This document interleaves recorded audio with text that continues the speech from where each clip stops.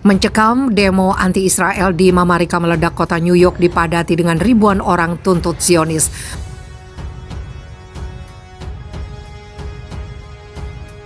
If you touch Al-Aqsa, we will wreak havoc. We will افتح ابواب جهنم يا ابن حيوان.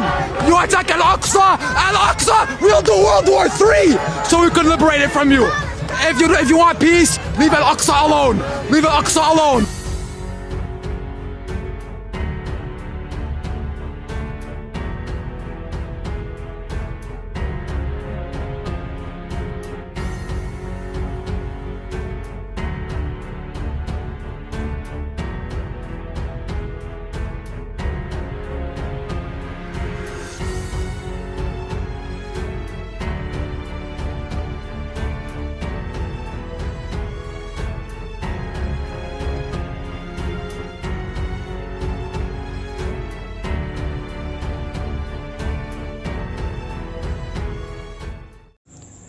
Hai para penonton Sentral News, sebelum lanjut jangan lupa subscribe dan lanjut tekan tombol Super Thanks.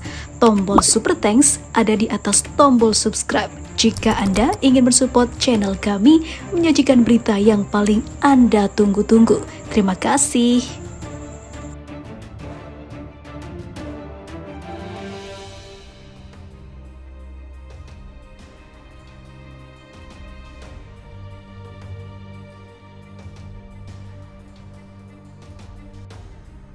Meskipun pemerintahan Amerika dikenal akrab atau menjadi sekutu pemerintahan Zionis, namun hal ini tidak sama dengan warga-warga di Amerika, karena dikabarkan jika puluhan ribu orang di Amerika melakukan aksi anti-Israel di berbagai kota di Amerika. Demo ini meledak di mana-mana dan yang terbaru adalah terjadi di kota New York. Untuk tahun ke-58, kota New York menjadi tuan rumah parade rayaan Israel pada hari yang diselenggarakan oleh Dewan Hubungan di New York. Sekitar 40.000 orang diperkirakan menghadiri perayaan tahunan yang berbaris di Fifth Avenue yang ikonik di New York, termasuk delegasi pejabat pemerintah Israel dan anggota Knesset dari koalisi dan oposisi yang luar biasa besar. Tapi tidak semua orang senang tentang itu. Bahkan di dalam komunitas Yahudi, sebelumnya Perdana Menteri Israel Benjamin Netanyahu dan para sekutu sayap kanannya berencana membatasi kekuasaan Mahkamah Agung melawan legislatif dan eksekutif, lalu memberi anggota parlemen kewenangan untuk menunjuk hakim. Para penentang mengatakan perubahan undang-undang peradilan ini akan membuat Israel menjadi negara diktator. Protes tersebut direncanakan oleh NYC for Democracy, cabang dari organisasi Unacceptable yang terdiri dari ekspatriat Israel yang tinggal di Amerika Serikat yang mengkoordinasikan protes di luar negeri. Minggu ini, kelompok tersebut menulis surat kepada JCRC. NY mendesak mereka untuk membatalkan undangan ke pejabat Israel, mengancam akan menghadapi mereka jika JCRC NY menolak. Namun, menyatakan bahwa pejabat pemerintah tidak diundang secara resmi untuk hadir, melainkan mereka memutuskan secara independen apakah ikut serta dalam perayaan tersebut ataukah tidak. Dilansir dari liputan6.com, banyak negara anggota Uni Eropa mengirim perwakilan mereka ke acara peringatan Hari Nakba yang digelar PBB pada Senin 15 Mei 2023 tepatnya. Meski ada upaya dari Israel untuk mencegah kehadiran mereka, itu merupakan kali pertama PBB memperingati Hari Nakba untuk Palestina. Sejumlah negara dilaporkan lebih dulu memberitahu Israel atas kehadiran mereka, dan sebagian besar mengirim diplomat tingkat untuk didatangkan dan mengikuti acara tersebut. Negara-negara Eropa tersebut yang hadir adalah Prancis, Spanyol, Swedia, Finlandia, Irlandia, dan juga Malta.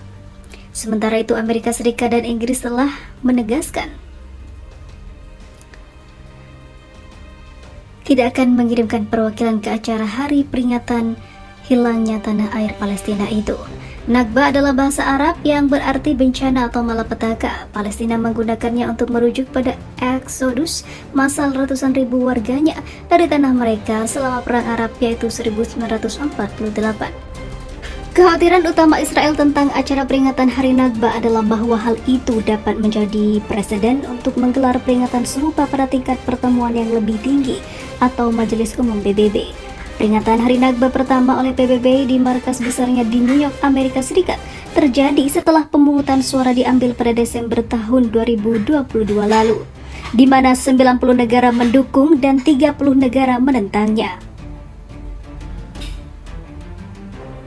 Duta Besar Israel untuk PBB Gilad Erdan menyebut peringatan Hari Nakba tercela dan salah, sementara Menteri Diplomasi Publik Galit Distel Atbarian mengatakan PBB mengabaikan fakta bahwa bangsa Arab bertanggung jawab menciptakan apa yang disebut masalah pengungsi Palestina.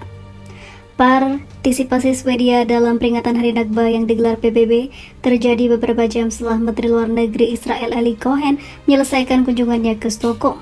Itu menandai pertama kalinya seorang Menteri Luar Negeri Israel ke Swedia dalam 2 dekade terakhir. Kami membuka halaman baru dalam hubungan antara Israel dan Swedia setelah bertahun-tahun Swedia mengambil sikap kritis terhadap Israel, kata Cohen dalam pernyataan yang dirilis Kementerian Luar Negeri Israel seperti dilansir Haaretz. Di sisi lain, otoritas Palestina memuji acara peringatan Hari Nakba oleh PBB, menyebutnya sebagai langkah maju dan pengakuan internasional atas Nakba dan juga dukungan untuk Palestina. Di Israel, hari ini ada suara-suara berbahaya yang menyangkal keberadaan rakyat Palestina, dan semua ini berada di bawah naungan pemerintah Israel. Ada yang secara terbuka menyerukan pembunuhan warga Palestina dan mendeportasi mereka. Dan itulah yang dilakukan pemerintah Israel dipimpin oleh Netanyahu bersama dengan Stonebridge dan juga Ben Gvir, ujar Presiden Palestina Mahmud Abbas. Pekan lalu, acara serupa untuk memperingati Hari Nakba terjadi untuk pertama kalinya di Kongres Amerika Serikat, yang diprakarsai anggota Kongres dari Partai Demokrat Rashida Tlaib. Keluarga Rashida berasal dari Palestina. Ketua DPR Amerika Serikat Kevin McCarthy yang berasal dari Partai Republik melarang upacara peringatan Hari Nakba berlangsung di Majelis Rendah Kongres. Penolakan itu mendorong Senator Yahudi Bernie Sanders untuk meresponsori penyelenggaraannya di gedung milik Senat. Acara itu sukses menarik sekitar 200 orang. Sementara itu, peringatan Hari Nakba di Amerika Latin. Peringatan 75 tahun Nakba juga digelar di sejumlah negara Amerika Latin melalui diskusi, aktivitas kebudayaan, hingga kampanye media sosial. Bendera Palestina dikibarkan dan orang-orang meneriakkan dukungan mereka di jalan-jalan. Dilansir Middle East Monitor, dukungan bagi Palestina sangat kuat di Brazil, Peru, Venezuela, dan juga Chile.